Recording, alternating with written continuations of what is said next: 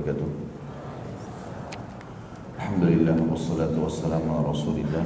Segala puji bagi Allah Subhanahu wa taala, juga salawat dan taslim kepada Nabi besar Muhammad sallallahu alaihi wasallam.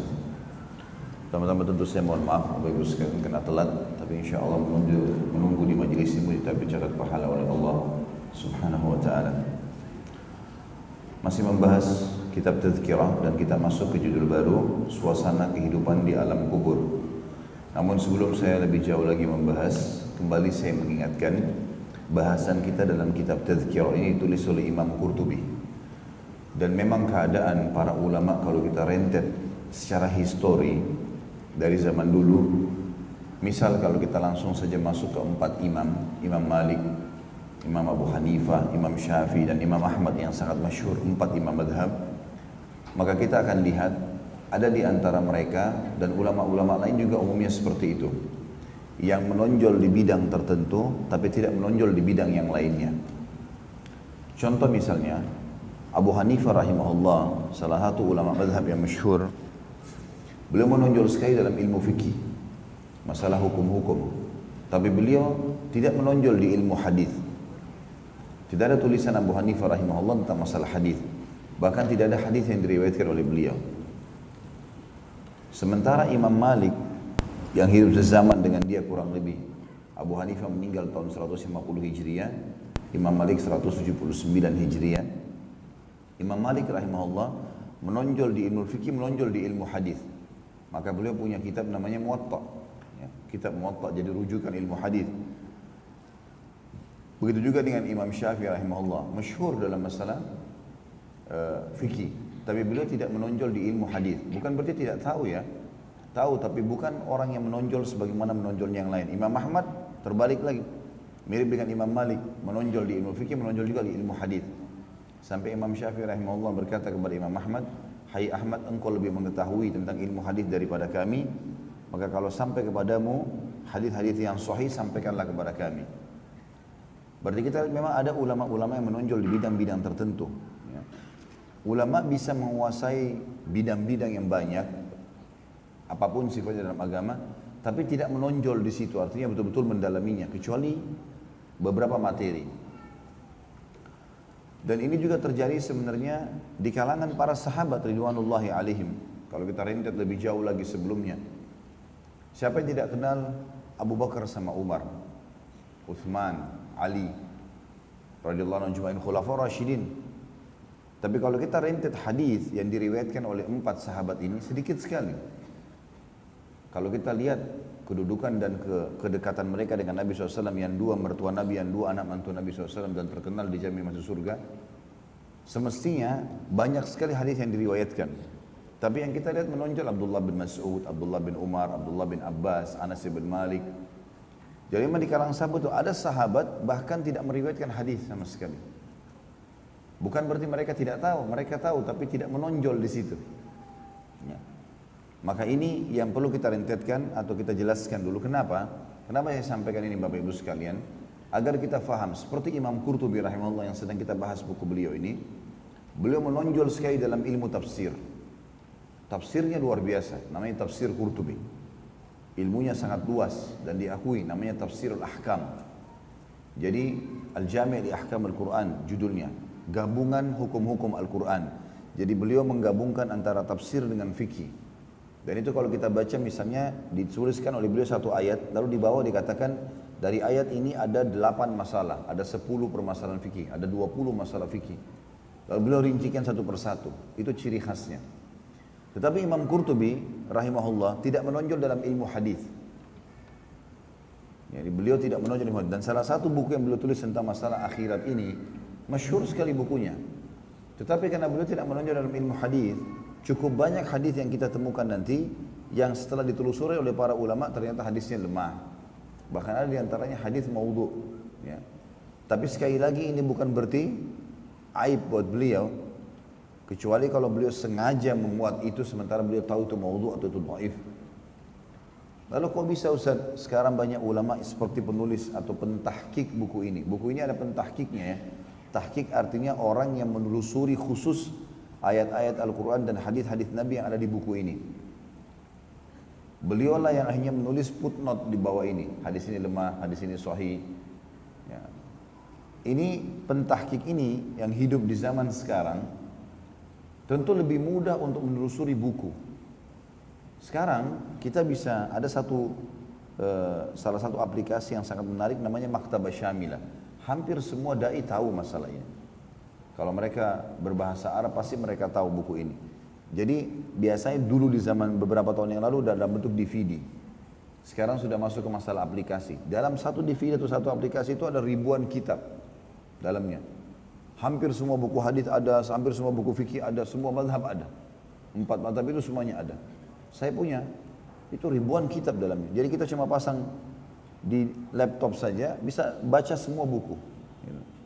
Nah ini yang mempermudah sekarang, banyak pentahqiq yang datang, karena buku-buku sudah banyak, jadi mereka bisa mempertemukan satu kitab dengan kitab yang lain, dan mengetahui hadis ini lemah atau tidak. Gitu. Karena ada orang salah faham, orang mengatakan, masa sih yang sekarang ini mengkritik ulama yang dulu? Sebenarnya bukan masalah mengkritik, tapi mereka menelusuri jalur-jalur ternyata ditemukan memang ini keliru. Dan itu bukan aib bagi ulama yang dulu ya. Karena bisa saja orang mendengar sesuatu, lalu dia belum memastikan tentang kesahihannya, lalu dia mengatakan, saya mendengarkan begini. Sebagaimana kita sudah bacakan pada pertemuan yang sebelumnya, Imam Qurtubi rahimahullah mengatakan, saya juga mendengar. Ya. Jadi pendapat yang beliau dengar. Maka jangan heran dalam buku kita akan ada beberapa riwayat yang sahih, ada riwayat yang kita luruskan dan diluruskan oleh para pentahqiq ini. Dan karena kita kajian kitab, maka kita harus membaca semua sambil kita jelaskan. Ini hadisnya lemah, ini hadisnya maudhu, dan itu menambah wacana kita sebenarnya. Sekaligus juga kita luruskan atau menambahkan dengan kalau ini ada riwayat sahih menjelaskan seperti ini. Ini yang saya ingin sampaikan sehingga jelas dulu ya. Baik, kita masuk ke bahasan kita. Semoga Allah berkahi suasana kehidupan di alam kubur. Pada bab ini kata Imam Qurtubi rahimahullah, diterangkan bahwa arwah orang-orang mati saling mengunjungi sesamanya di alam kubur mereka dan saling memuji kain kafan yang dipakai masing-masing. Imam Muslim meriwayatkan dalam sebuah hadis yang sahih dari Jabir bin Abdullah radhiyallahu anhuma dari Nabi SAW, "Idza kaffana ahadukum akhahu falyuhsin kafanahu in istata'." Apabila seseorang dari kalian mengkafani saudaranya, maka perbaikilah kafannya semampu mungkin. Maksudnya pilih yang terbaik. Ya kalau kita mungkin sekarang kain baru ya. Kain baru. Disebutkan oleh Abu Nasir Abdullah bin Sa'ad bin Hatim al-Wa'ili as-Sijistani al-Hafidh dalam kitab Al-Inabah ala madhab as-salaf as-salih fil Quran wa izalati syubah. Ya. Dikatakan telah meriwayatkan hadis dengan takhrij dari Jabir radhiyallahu anhu bahwasanya Nabi SAW bersabda, perbaikilah kafan mayit-mayit kalian. Sesungguhnya mereka saling membanggakan kain kafan masing-masing dan saling mengunjungi di alam kubur mereka. Sementara Ibnu Mubarak berkata, Abdullah bin Mubarak seorang tabi'in rahimahumullah, aku lebih suka jika mayit dikafani dengan pakaian yang pernah atau sering dipakai dalam sholat. Kita lihat di sini, kalau hadis yang pertama tentang perintah Nabi SAW memperindah kain kafan, dan termasuk sunnahnya adalah seorang laki-laki dibungkus dengan 2 atau maksimal 3 lembar kain kafan, sementara wanita 5 lembar kain kafan. Semuanya berwarna putih karena dianjurkan sebagaimana perilaku Nabi SAW kepada para sahabat, begitu juga beliau waktu dikafani dengan kain putih. Maksud daripada perempuan lebih banyak kainnya adalah supaya lebih terbungkus dan tidak membentuk lekukan tubuhnya. Ya, seperti bagian payudara, bagian bokong, ini semua dibungkus 1 lembar, 2 lembar, dilapisin sampai 5 lembar, maka akan lebih tertutup. Ini semua untuk menghindari fitnah-fitnah yang ada. Karena syaitan tetap bisa menggoda orang. Ya. Ada ditemukan dalam beberapa athar di zaman dulu, ada orang suka sekali dengan seorang wanita, waktu wanita itu meninggal, dia masih datang dan terfitnah dengan jenazahnya. Maka hikmah daripada hikmah syar'i kenapa kain kafan itu ditutup atau lebih banyak wanita, karena memang agar menyelimuti tubuhnya sempurna. Kan kalau 5 lembar insya Allah akan rata bagian dada sampai ke kakinya. Kemudian juga disunnahkan kalau orang sedang kafan untuk menaburi wangi-wangian. Di antara sunnah Nabi SAW adalah menggunakan daun bidara. Ya, jadi saya sarankan teman-teman sekalian untuk menanam pohon bidara di rumahnya ya. Dibeli bibit daun bidara itu. Karena manfaatnya banyak sekali. Nah, kalau di Jakarta orang bilang apel India. Itu ditanam dan cepat sekali subur. Dia termasuk tanaman yang liar, dalam arti kata tanda kutip di sini, biar tidak dirawat biasanya dia bisa hidup. Yang penting tanahnya lembab. Buahnya ada seperti apel berwarna hijau dan berduri, ya, tangkainya berduri. Daun bidara ini manfaatnya banyak. Pertama untuk pengobatan sihir. Ya. Orang kalau konsumsi ini seperti racun bagi syaitan. Ya. Kemudian juga disunnahkan untuk memandikan jenazah dengannya.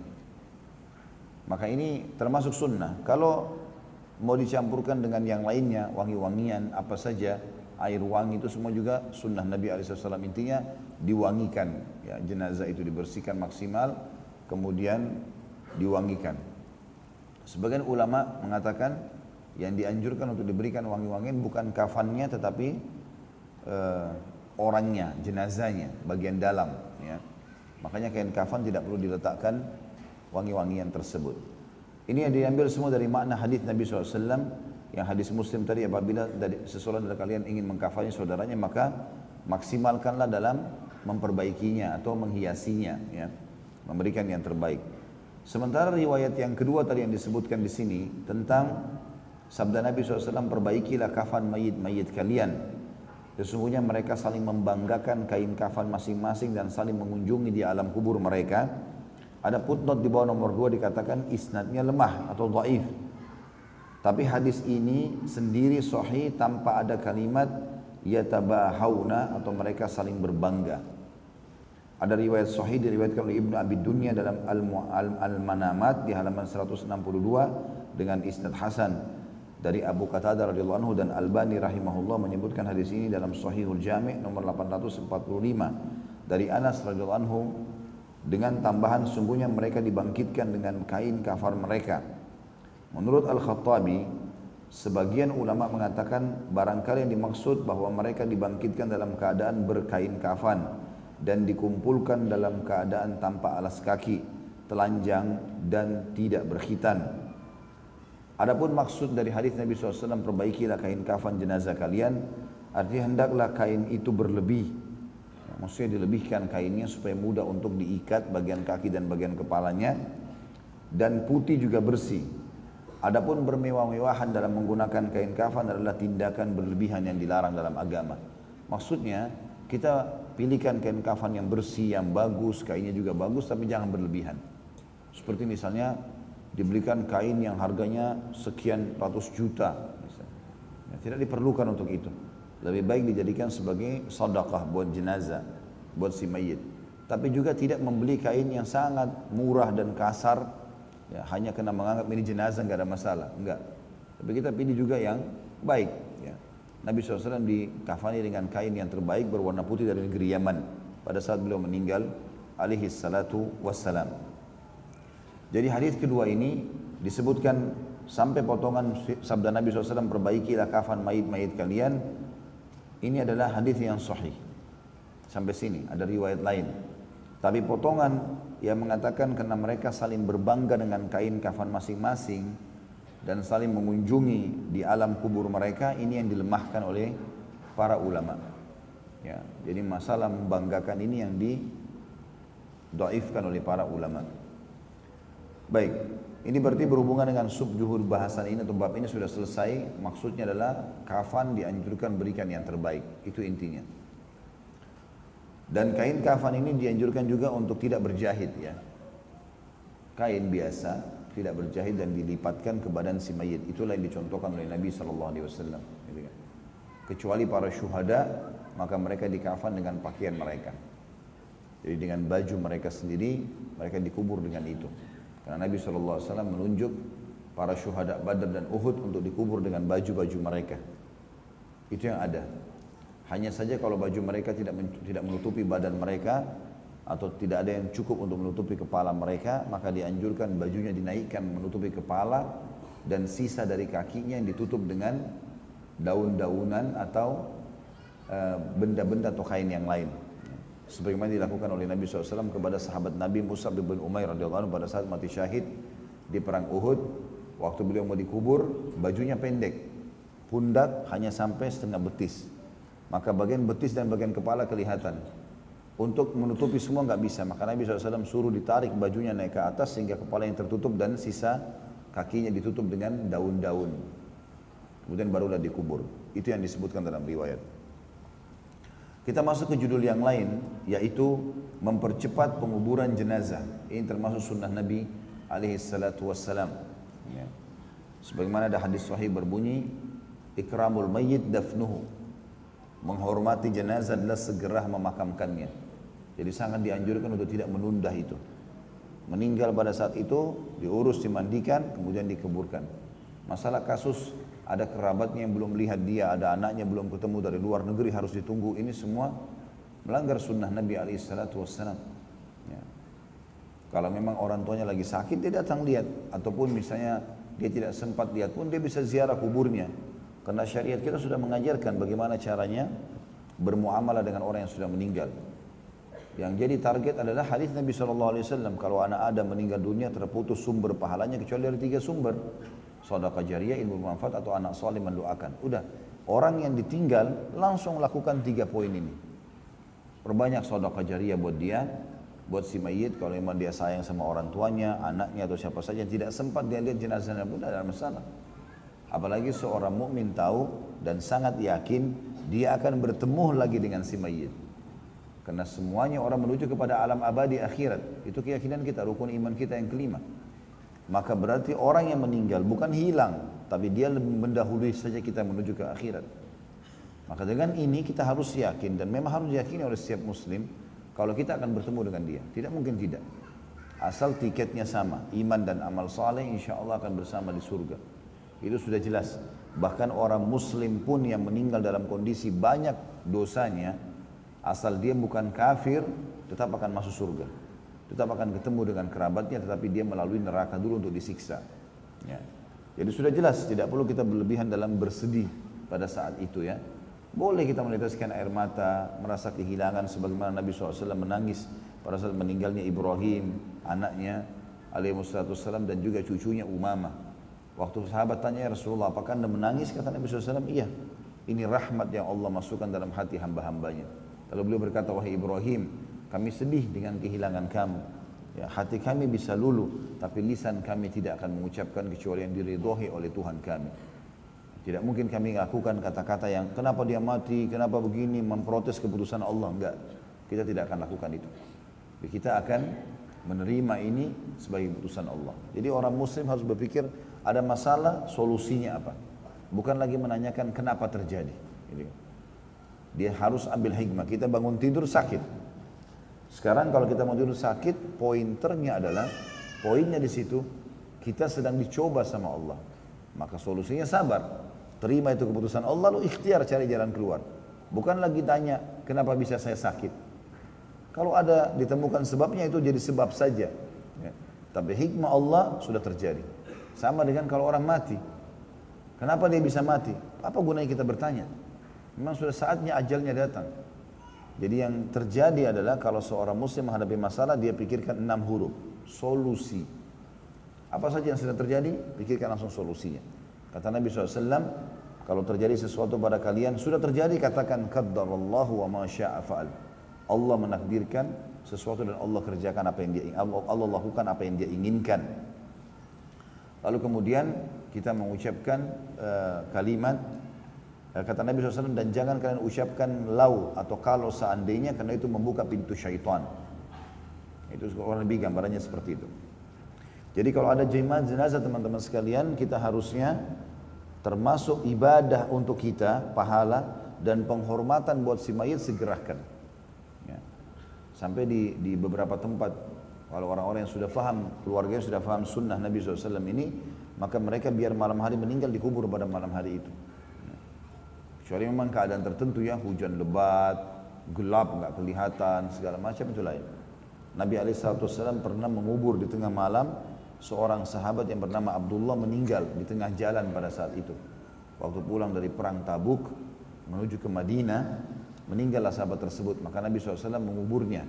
Kata Abdullah bin Mas'ud radhiyallahu anhu, Abdullah bin Umar berkata radhiyallahu anhu, aku mendengar ada suara galian di tengah malam di sebelah kemah. Maka aku pun terbangun. Aku bingung itu suara apa. Setelah itu aku melihat ternyata ada 3 orang yang sedang menggali kuburan. Waktu aku mendekati ternyata dia adalah Rasulullah SAW, Abu Bakar dan Umar. 3 orang.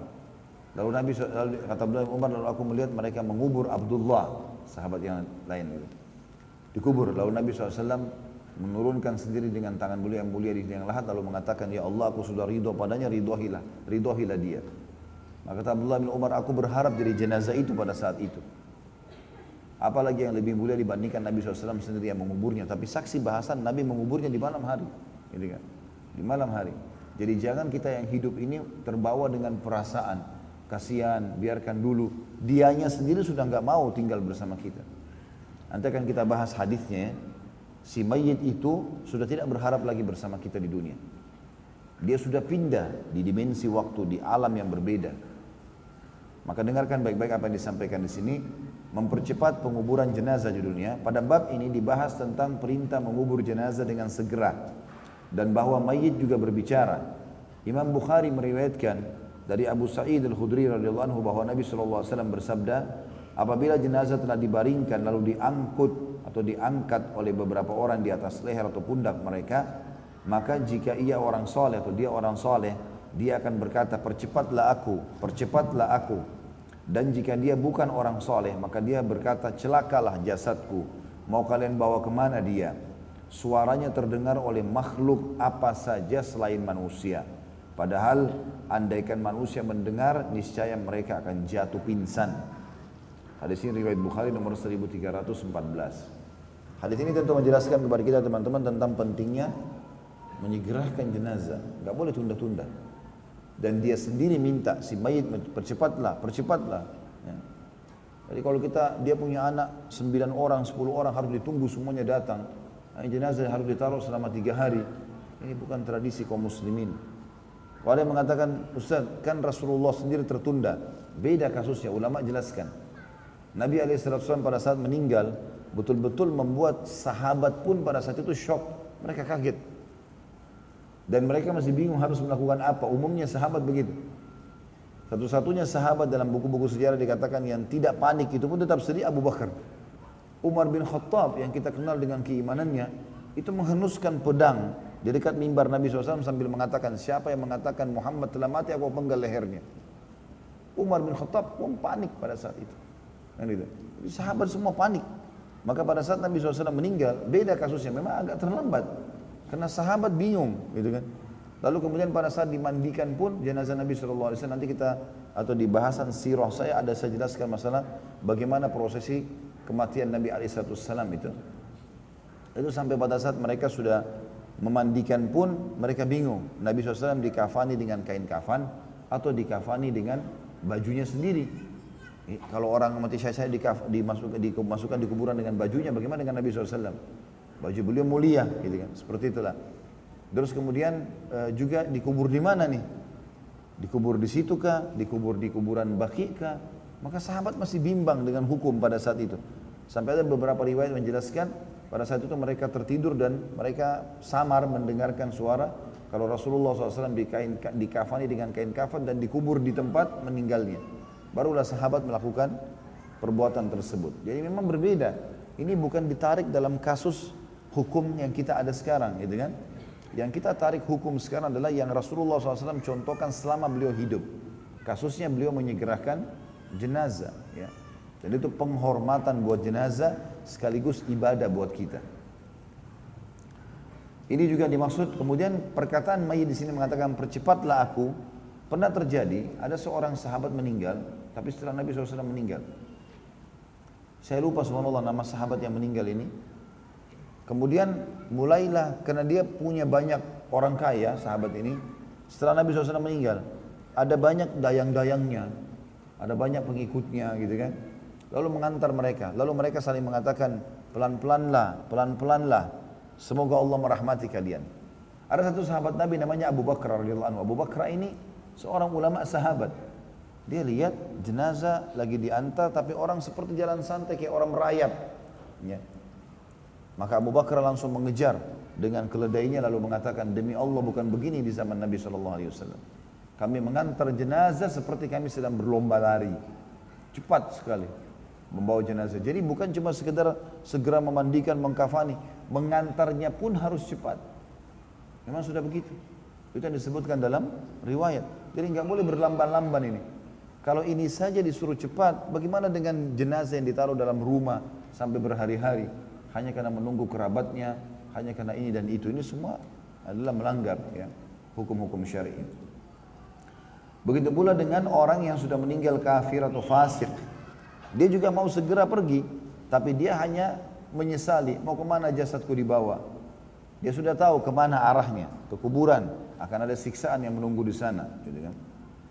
Dan suara-suara jenazah ini, fakta wahyunya, hadis Bukhari ini menjelaskan didengar oleh semua makhluk, kecuali manusia. Kalau mereka dengar, maka mereka akan binasa seketika. Di sini diterjemahkan pingsan. Ya. Kalau makna letterletnya sebenarnya binasa. Kalau kita bisa dengar mayit itu bicara seperti ini, percepatlah aku, maka tentu kita akan kaget. Ya. Karena bagi kita sudah jelas jenazah tidak akan bicara, seperti itulah. Kuasa Allah SWT, Allah memang menutupi suara mereka. Makanya Allah berkata kepada Nabi Muhammad SAW dalam ayat Al-Quran, A'udzubillahi minasyaitonirrajim, innaka la tusmi'u man fil kubur. Engkau tidak akan pernah bisa mendengar apapun yang terjadi pada orang-orang di kuburan, hai Muhammad. Kecuali kalau Allah SWT perdengarkan sesuatu itu beda, tapi umumnya tidak akan kedengaran. Kata Imam Qurtubi rahimahullah setelah memuat hadis Bukhari ini, dan sebelumnya telah disebutkan pada hadis riwayat Anas bahwa jenazah itu berkata, hai keluargaku, hai anakku. Ini pada saat dijelaskan masalah aktivitas malaikat maut sehari-hari. Dan ini sudah kita bahas hadis itu ya. Hadis itu sebenarnya lemah, yang malaikat melihat ke wajah keluarga si mayit, melihat ke wajah orang yang mau meninggal sekian ratus kali per hari dan seterusnya. Itu sudah kita bahas pada pertemuan sebelumnya, itu dilemahkan oleh para ulama. Imam Bukhari juga meriwayatkan hadis yang lain dan hadis sahih tentunya. Imam Bukhari meriwayatkan satu hadis setelah tadi 1314, ini 1315, dan Imam Muslim juga menyebutkan di nomor 944. Nabi SAW bersabda, asri'u bil janazati fa in taku salihatan fa khairun tuqaddimunaha wa in yaku siwa dhalika fa syarrun tada'unahu an riqabikum. Percepatlah kalian semua mengubur jenazah. Makna percepat, segera, begitu mati langsung mandikan, langsung sholati, langsung kubur. Seperti itulah. Kalau dia orang saleh, kata Nabi SAW, maka suatu kebaikan yang kalian berikan kepadanya. Kalau dia orang saleh, berarti tepat sekali kalian segera antar ke kuburan, karena dia sudah menuju ke taman dari taman surganya. Dan kalau dia bukan orang saleh, kalau orang kafir, orang fasik, tetap sama, percepat. Makna percepat, orang saleh atau orang kafir tetap percepat, bawa ke kuburan. Maka dengan mempercepat itu, jenazah orang kafir atau fasik diantar ke kuburan, kalian telah membuang keburukan dari pundak-pundak kalian. Ya. Tapi saksi bahasan kita adalah mempercepat di sini. Karena judul kita adalah mempercepat penguburan dan pengurusan jenazah. Jadi yang kita simpulkan sekali lagi teman-teman, tidak boleh menunda-nundahnya. Kata Imam Qurtubi rahimahullah, penjelasan hadis, makna daripada jatuh pingsan yang diterjemahkan di hadis Bukhari yang pertama 1314 tadi, bahwasanya suara jenazah didengar oleh semua orang, semua makhluk kecuali manusia, ya, itu maknanya jatuh pingsan. Kalau mereka bisa mendengar, manusia bisa mendengar, mereka akan pingsan. Kata beliau adalah terjemahan dari kata-kata sa'iqah, yang bisa juga berarti mati. Dan makanya saya bilang bisa binasa. Ya, kalau saat ini kita bisa mendengar suara mayit itu kaget. Dan makna percepat, tanda kutip di situ, maksudnya mempercepat berjalan ketika membawanya ke kuburan, tidak berlama-lama. Ya. Dan ada pula yang berpendapat mempercepat dalam mengurusnya setelah nyata mati. Tidak usah tunda-tunda, lama sekali. Ya. Disimpan segala macam, itu bukan lagi ya, urusannya. Sehingga tidak berubah atau membusuk Tapi pendapat pertama lebih jelas pengertiannya berdasarkan hadis yang diriwayatkan oleh An-Nasa'i dari Muhammad bin Abdul A'la, dari Khalid, dari Uyainah bin Abdurrahman, dia berkata, telah menceritakan kepadaku ayahku, dia berkata aku telah menyaksikan jenazah Abdurrahman bin Samura. Waktu itu Ziyad tampil di depan beranda. Ini yang tadi saya bilang, subhanallah, riwayatnya ada ya, tentang Abu Bakar. Dikatakan bahwasanya jenazahnya Abdurrahman bin Samura waktu meninggal, Ziyad tampil di depan geranda, dan Ziyad ini kalau tidak salah anaknya, anak ya si Abdurrahman. Maka beberapa orang laki-laki dari keluarga Abdurrahman dan budak-budak mereka berada di belakang keranda dan berjalan mengikuti orang-orang seraya berkata, pelan-pelanlah, semoga Allah memberkahi kalian. Mereka seolah-olah merayap, sehingga ketika kami sampai di suatu jalan, kami bertemu dengan Abu Bakar radhiyallahu anhu yang sedang mengendarai seekor bagal. Bagal ini peranakan kuda dan keledai. Ketika Abu Bakar melihat orang-orang berjalan seperti itu, maka dia mengejar mereka dengan mencambuk bigalnya atau tunggangannya, seraya berkata kepada mereka, minggirlah, demi Allah yang telah memuliakan Abul Qasim. Abul Qasim adalah julukannya Nabi SAW. Anak Nabi SAW laki-laki 3, Qasim, Abdullah dan Ibrahim. Dan kita disunnahkan untuk menisbatkan nama kita kepada anak pertama laki-laki. Maka julukan Nabi SAW Abul Qasim, ayahnya Al-Qasim. Kata Abu Bakar, sahabat Nabi yang mulia, minggirlah, demi Allah yang telah memuliakan Abul Qasim, sungguh aku telah melihat jenazah kami dulu bersama Rasulullah SAW dan kami benar-benar hampir berlari membawanya. Maka orang-orang pun memberinya jalan, dan hadis ini dinyatakan sahih oleh Abu Muhammad Abdul Haq. Dan Abu Dawud telah meriwayatkan pula sebuah hadis dari Abu Majidah dari Ibnu Mas'ud radhiyallahu anhu, dia berkata, kami pernah bertanya kepada Nabi Muhammad atau Nabi kita Muhammad sallallahu alaihi wasallam tentang berjalan membawa jenazah, maka beliau menjawab, jangan sampai bergoncang. Jika dia orang baik, maka percepatlah kepada kebaikan atau kuburan. Dan kalau bukan orang baik, maka percepatlah kehinaan bagi ahli neraka. Hadis ini tentu dilemahkan oleh Syekh Albani, tapi Abu Dawud meriwayatkan di nomor 3184. Dan hadis ini semakna dengan hadis yang sahih sebelumnya tadi, yang diriwayatkan oleh Imam Bukhari. Kalau memang jenazah itu harus segera dibawa ke kuburan, dan maknanya mirip dengan makna hadis sahih. Makanya hadis ini pun dipegangi oleh para ulama. Hadis dhaif ditolak kalau dia sangat lemah sekali atau memang dasarnya dia bertolak belakang dengan hadis yang lebih kuat, baik itu hadis hasan atau hadis yang sahih. Misal hadis hasan, hadis sahih menjelaskan kerjakanlah ini, lalu kemudian hadis dhaif mengatakan jangan kerjakan, maka hadis dhaifnya kita tinggalkan. Kata beliau, hadis ini disebutkan pula oleh Abu Umar dari Abdul Bar, dan dialah katakan pendapat yang dianut oleh sejumlah ahli ilmu ialah sedikit dipercepat dari berjalan yang wajar, dan tergesa-gesa lebih mereka sukai daripada berjalan lambat, maksudnya dalam memikul jenazah tadi ya. Namun demikian makruh hukumnya berjalan cepat yang sampai mempersulit orang-orang lemah mengikutinya. Jadi tidak boleh juga karena anak-anak muda di depan, ada orang tua di belakang, lalu mereka berlari membawa jenazah tersebut sehingga orang-orang tua tidak bisa ikut. Umumnya kalau teman-teman lagi umroh atau haji, kalau saya sarankan di Masjid Nabawi terutama di Madinah, kalau laki-laki ya, biasanya kalau ada teman-teman yang umroh, kalau ada kesempatan habis sholat 5 waktu sering ada jenazah. Maka kita sholat di depan, nanti begitu salam jenazahnya diantar keluar, kita ikut. Itu cepat sekali dibawa itu. Dan orang saling berlomba memikul jenazah tersebut ke Baqi. Ya. Seperti itu kurang lebih gambarannya. Dan kata Ibrahim An-Nakhai rahimahullah, percepatlah sedikit ketika membawa jenazah, jangan berjalan merayap seperti yang dilakukan kaum Yahudi dan Nasrani. Orang Yahudi sama Nasrani jalannya melangkah pelan-pelan, ya. Atau seperti jalannya militer, langkah demi langkah, langkah demi langkah sampai ke liang lahat. Itu tidak terjadi bagi kaum muslimin. Kata beliau yang dimaksud berjalan wajar atau sajiyah ialah berjalan biasa.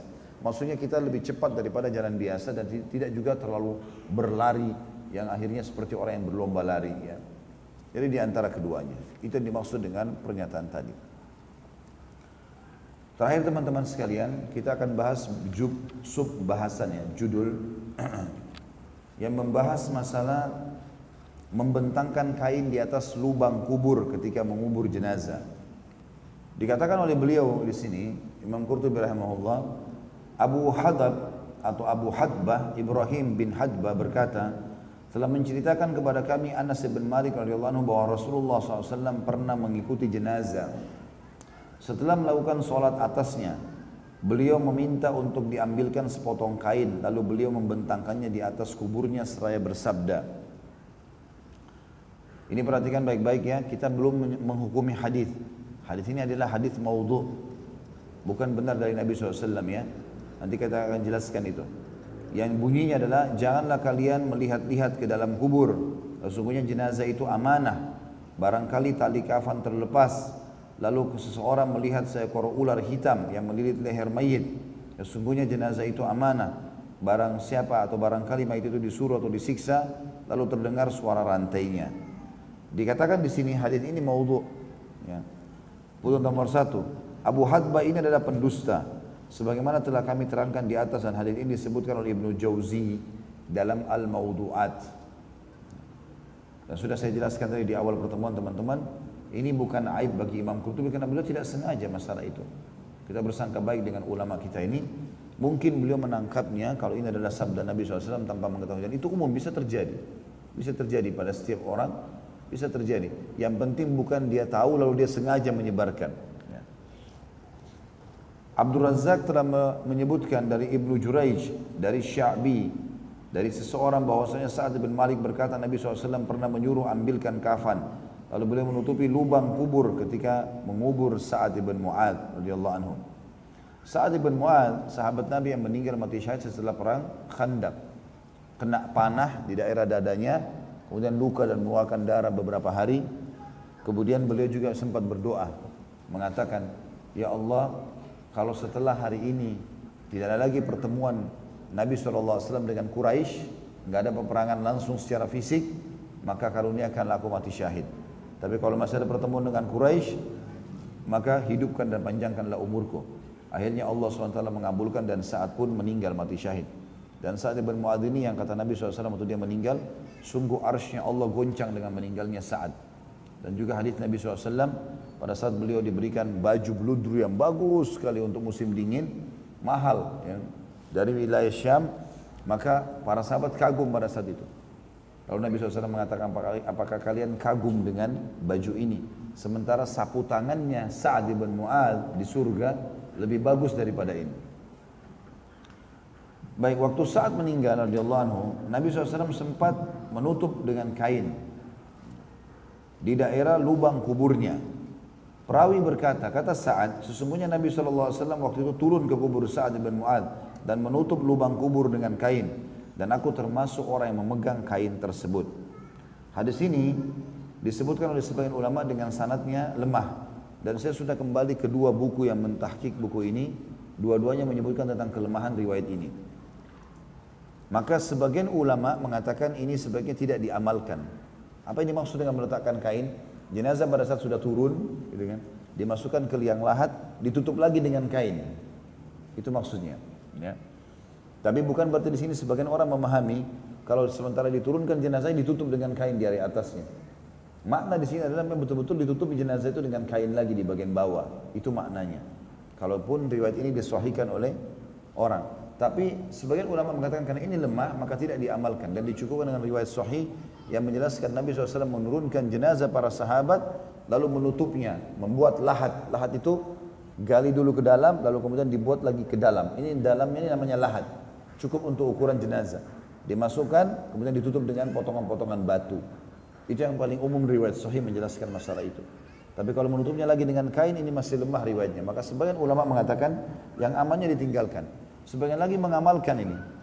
Mengatakan kalau ini hadis lemah dan hanya karena perawinya ada yang tidak jelas saja, masih belum diketahui ditelusuri jalur sanadnya, maka mereka ada yang mengamalkan ini. Nah, tapi tentu lebih amannya seseorang mengambil cadangan untuk memegang riwayat yang sahih saja. Lalu kemudian dikatakan hukum membentangkan kain di atas kubur. Para ulama berselisih pendapat tentang hal ini. Menurut Abdullah bin Yazid, Syuraih dan Ahmad bin Hanbal bahwa membentangkan kain di atas kubur orang laki-laki adalah makruh. Sedangkan untuk kubur perempuan Ahmad dan Ishaq memilih dibentangkan kain padanya. Maksudnya untuk berjaga-jaga kalau perempuan maka lebih aman ditutup. Siapa tahu ada yang tersingkap dari dirinya. Ya. Dan demikian pula kata para ulama seperti Ahlul Ra'i. Ya. Wilayah Irak bahkan mereka memberikan atau menurut mereka tidak membahayakan apabila hal itu dilakukan terhadap kubur laki-laki. Artinya karena ada riwayatnya walaupun lemah, sebagian ulama mengatakan boleh diamalkan. Abu Thawr berkata tidak apa-apa hal itu dilakukan terhadap kubur lelaki maupun perempuan. Dan demikian pula menurut Imam Syafi'i, menutup kain pada kubur perempuan adalah lebih kuat daripada menutupkannya pada kubur lelaki. Demikian pula juga disebutkan oleh Ibnu Munzir. Di dalam mazhab Syafi'i malah dianjurkan kalau perempuan ditutup lagi dengan kain. Tentu di sini saya bilang perselisih pendapat tentang masalah juga apakah yang dimaksud jenazahnya dibawa lalu ditutup lagi dengan kain atau dari atasnya, gitu kan. Maka yang lebih kuat adalah di dalam. Dikatakan juga menutup kain pada kubur lelaki maupun perempuan adalah dikarenakan adanya suatu alasan yang terdapat dalam hadis riwayat Anas, yaitu mengikuti apa yang telah dilakukan oleh Nabi SAW ketika menutupi Sa'ad bin Mu'adz radhiyallahu anhu. Kata beliau, wallahu a'lam. Paragraf terakhir di sini, salah seorang sahabat kami telah menceritakan kepada saya bahwa dia pernah mendengar suara rantai ditarik dalam sebuah kubur. Begitu pula berita yang disampaikan kepada saya oleh sahabat saya Al-Faqih Al-Alim Syekh Abu Abdullah Muhammad bin Ahmad Al-Quraisy rahimahullah, bahwa ada seorang pejabat pemerintah meninggal di Konstantinopel, maka digalilah kubur untuknya. Ketika orang-orang selesai menggali dan mayit akan dimasukkan ke dalam kubur, tiba-tiba ada seekor ular hitam di dalam kubur. Tentu saja mereka takut untuk memasukkan mayit itu ke dalamnya. Lalu mereka menggali kubur yang lain untuknya, dan ketika mereka akan memasukkan mayit tadi ke dalam kubur yang kedua, ternyata ular pun sudah ada di sana. Maka digalilah kuburan yang ketiga, ternyata ular itu juga ada di sana. Begitu terus sampai mereka menggali 30 kubur. Namun ular itu tetap menghadang mereka pada setiap kubur yang ada yang akan dipakai untuk mayit. Tak kala mereka sudah kelelahan, maka mereka bertanya-tanya apa yang mereka mesti lakukan. Maka terdengarlah jawaban, ada seseorang yang mengatakan yang ikut, kubur saja dia bersama ular itu. Tidak ada jalan lain. Kita memohon kepada Allah Ta'ala keselamatan dan agar ditutupi celah kita di dunia maupun di akhirat, kata beliau. Ini teman-teman sekalian, paragraf yang terakhir menjelaskan tentang kisah-kisah. Ini juga disebutkan banyak oleh Ibnu Rajab rahimahullah dalam kisah-kisah nyata alam barzah. Kisah-kisah nyata alam barzah, di mana memang dasarnya disebutkan dalam hadis atau dalam banyak riwayat tentang kisah nyata berhubungan dengan kejadian tersebut. Saya sarankan juga teman-teman beli itu ya. Kalau tidak salah judulnya 559 kisah nyata alam barzah. Banyak sekali ditulis oleh Ibnu Rajab Al-Hambali rahimahullah. Ada sekian ratus kisah orang soleh, sekian ratus kisah orang fasik atau kafir. Dan itu yang disampaikan adalah fakta-fakta lapangan dari orang-orang yang bisa dipercaya. Seperti kasus diantaranya yang disebutkan oleh beliau adalah ada satu pengubur jenazah atau penggali kuburan di zaman itu di Irak. Dia sedang mengubur untuk jenazah yang akan dikubur siang hari, di pagi hari dia gali. Lalu dia waktu letih, dia bersandar di dinding liang lahat itu. Lalu tiba-tiba saja jebol yang lahat itu, ya dindingnya. Kemudian dia sendiri membahasakan bahwasanya dia melihat di sebelah itu ternyata ada kuburan dan di situ ada jenazah yang kain kafannya masih bersih dan ada bunga mawar di dadahnya. Itu yang dibahasakan, kata Ibnu Rajab rahimahullah. Dan orang ini saking kagumnya, dia kagum melihat kok bisa ada jenazah seperti itu, ya subur semua rambutnya dan ada bunga di tengah dadahnya. Lalu kemudian dia takut fitnah, maka dia pun menutup kembali lalu dia menceritakannya kalau itu terjadi. Dan ini tidak pernah dipungkiri oleh para ulama, karena bisa terjadi Allah memperlihatkan sesuatu yang luar biasa di kubur, sebagaimana Allah memperlihatkan jenazah para syuhada Uhud, ya.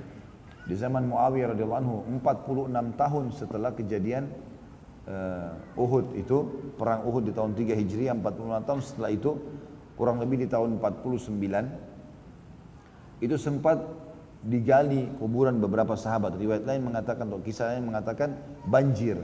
Ada juga kisah lain menjelaskan kalau Muawiyah radhiyallahu anhu ingin membuat saluran-saluran air untuk masyarakat Madinah, maka dipindahkanlah jenazah para syuhada Uhud.